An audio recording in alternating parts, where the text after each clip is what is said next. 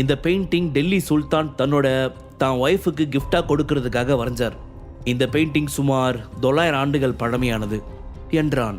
அவன் சொன்னதை கேட்ட சுவாமிஜி உட்பட அங்கிருந்த அனைவரும் அதிர்ச்சி அடைந்தனர். அட, தூரத்திலிருந்து பார்த்தே அந்த பெயிண்டிங் பற்றின விவரங்களை சொல்லிட்டியே. ஆனால் என்ன ஒன்று, நீ சொல்கிறதையெல்லாம் நம்ப இங்கே இருக்க எல்லாரும் கேனங்க இல்லை. என்ன குருட்டாம் போக்கில் அடிச்சு விடுறியா? சரி, நீ சொல்கிறது உண்மையா இல்லையான்னு இங்கே இருக்கிற எக்ஸ்பர்ட் சொல்லட்டும், அதுக்கப்புறம் நாங்கள் நம்புகிறோம் என்று அங்கிருந்த ஒருவன் சொன்னான். விக்ரம், இப்போ நீ சொன்னியே சுல்தான் ராஜா, அவரை பற்றி இன்னும் கொஞ்சம் விஷயங்கள் சொல்ல முடியுமா என்று சந்துரு நக்கலாக கேட்டான். சந்துருவை பார்த்து அலட்சியமாக சிரித்த விக்ரம் அவன் கேள்விக்கு பதில் சொல்லாமல் அருகே இருந்த டீயை எடுத்து குடிக்க ஆரம்பித்தான். சந்துரு அங்கிருந்த அனைவரையும் பார்த்து, எனக்கு சுல்தான் ராஜாக்களை பற்றி கொஞ்சம் தெரியும். பூக்கள்ல இருந்து சேகரிக்கப்பட்ட நேச்சுரல் கலர்ஸ் யூஸ் பண்ணி இந்த பெயிண்டிங்கை வரைஞ்சிருக்காங்க.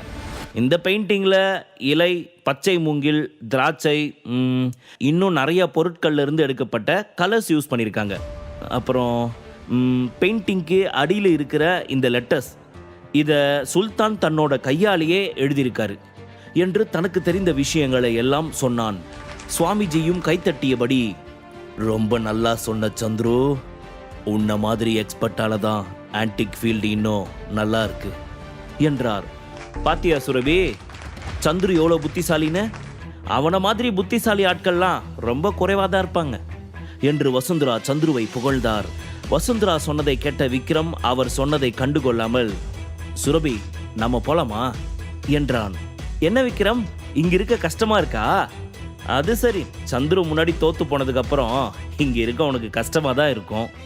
ஆனா ஒரு விஷயத்த ஞாபகம் வச்சுக்கோ, நீ உன் வாழ்நாள் முழுக்க எவ்வளவு ட்ரை பண்ணாலும் உன்னால சந்துரு அளவுக்கு வரவே முடியாது என்று வசுந்தரா சொன்னார். அத்தை ப்ளீஸ் இப்படியெல்லாம் பேசாதீங்க. சந்துருவை பத்தி நீங்க எவ்வளவு உயர்வா பேசினாலும் பேசுங்க, ஆனா அதுக்காக விக்ரம தரக்குறைவா பேசாதீங்க, எனக்கு அது பிடிக்கல என்று சுரபி சொன்னாள். பின்னர் சுவாமிஜி கொண்டு வந்த பொருட்களின் ஏலம் தொடங்கியது. அந்த ஏலத்தில் அனைவரும் பங்கேற்றனர். சுவாமி கொண்டு வந்த இரு பொருட்களையும் சந்துருவே ஏலத்தில் எடுத்தான். எனவே அவன் கர்வத்துடன் விக்ரமை பார்த்தான். ஆனால் விக்ரம் அவனை அலட்சியமாக பார்த்தான். விக்ரம், இதை பத்தி நீ இன்னும் வேற ஏதாவது சொல்ல விரும்புறியா? சந்துருவின் முகத்தை உற்று பார்த்த விக்ரம், நீ இவ்வளவு வாய் பேசுற அளவுக்கு ஒர்த் இல்ல. நீ இப்போ ஏலத்துல வாங்கினியே அந்த பீங்காம் பாட்டில், அது ஃபேக் என்றான்.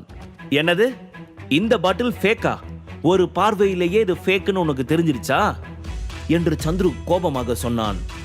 பதில் என்ன பதில், நான் நிரூபிச்சே காட்டுறேன் என்று விக்ரம் தைரியமாக சொன்னான்.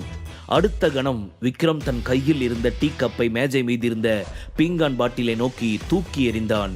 சிறிது நேரத்தில் அந்த பீங்கான் பாட்டில்கள் துண்டு துண்டாக உடைந்தன. அதை பார்த்து அங்கிருந்த அனைவரும் அதிர்ச்சி அடைந்தனர்.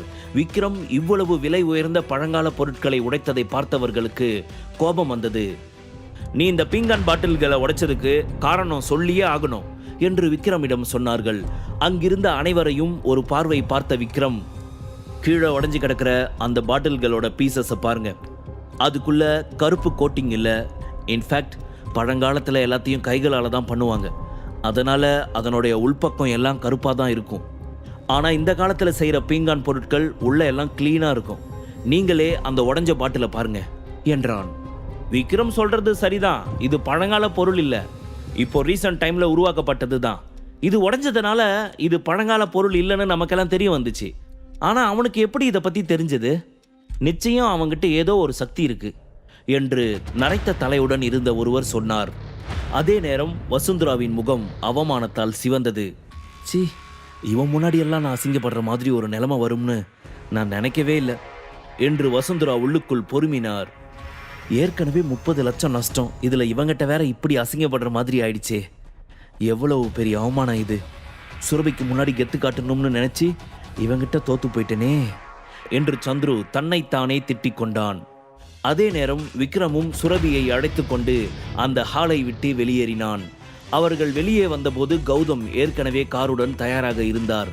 கௌதம், மேடமை பார்த்து பத்திரமா வீட்டுக்கு கூட்டிட்டு போய் விடுங்க, நடுவில் ஏதாவது பிரச்சனைனா எனக்கு ஃபோன் பண்ணுங்க என்றான். கௌதம் காரை ஸ்டார்ட் செய்து செல்ல தொடங்கினார். கார் சென்றதும் ஒரு சிகரெட்டை எடுத்து வாயில் வைத்து பற்ற வைத்த விக்ரம், சாலையின் மறுபுறம் இருந்த கருப்பு நிற சுமோவை ஒரு பார்வை பார்த்தான். பின்னர் எதிரே இருந்த தெருவிற்குள் செல்லத் தொடங்கினான். சுமோ அவனை பின்தொடர தொடங்கியது. சிறிது தூரம் சென்ற பிறகு ஆள் நடமாட்டம் இல்லாத இடத்தை அடைந்த விக்ரம் நடப்பதை நிறுத்திவிட்டு திரும்பி பார்த்தான். சுமோவும் நின்றது. அதிலிருந்து மாமிச மலை போல் இருந்த 6 பேர் கையில் ஆயுதங்களுடன் இறங்கினார்கள். விக்ரம் அவர்கள் அனைவரையும் நிமிர்ந்து பார்த்தான். எங்களை கண்டதும் பின்னங்கால் பிடரில அடிக்க ஓடாம எதிர்த்து நிக்க உனக்கு எவ்வளவு தைரியம் இருக்கணும்? நீ எவ்வளவு பெரிய ஆளை இன்சல்ட் பண்ணிருக்கன்னு உனக்கு தெரியாது. பாவனி, அதுக்காக இன்னைக்கு உன் கையையும் காலையும் இழக்க போற என்று அந்த ரவுடிகளின் தலைவன் பின்னர் தன் ஆட்களிடம், டேய் எல்லாரும் போய் அவனை கவனிங்க என்றான். அவன் சைகை செய்ததும் அவன் ஆட்கள் வேகமாக விக்ரமை நோக்கி சென்றனர். அவர்களை அலட்சியமாக பார்த்த விக்ரம் தன் கையில் இருந்த சிகரெட்டை அணைத்து தூக்கி தூர போட்டவன் பின்னர் புலி போல அவர்கள் மீது பாய்ந்தான். அடுத்த 2 நிமிடத்தில் விக்ரம் அவர்கள் அனைவரையும் அடித்து சாய்த்து விட்டான். அங்கு நடப்பதை பார்த்த ரவுடிகளின் தலைவன் அதிர்ச்சி அடைந்தான். அவன் அந்த அதிர்ச்சியில் இருந்து மீள்வதற்குள் விக்ரம் அவன் விலா எலும்பை நோக்கி ஒரு இரும்பு ராடை தூக்கி வீசினான். அந்த இரும்பு ராட் அவன் மீது பட்டதும் வேறறுந்த மரமாய் அவன் தரையில் விழுந்தான். விக்ரமை ஆச்சரியத்துடன்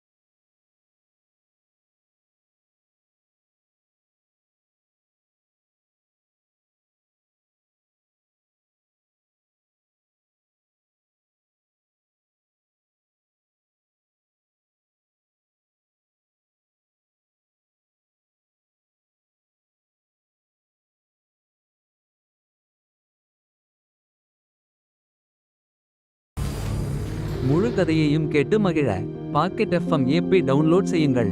லிங்க் டிஸ்கிரிப்ஷனில் கொடுக்கப்பட்டுள்ளது.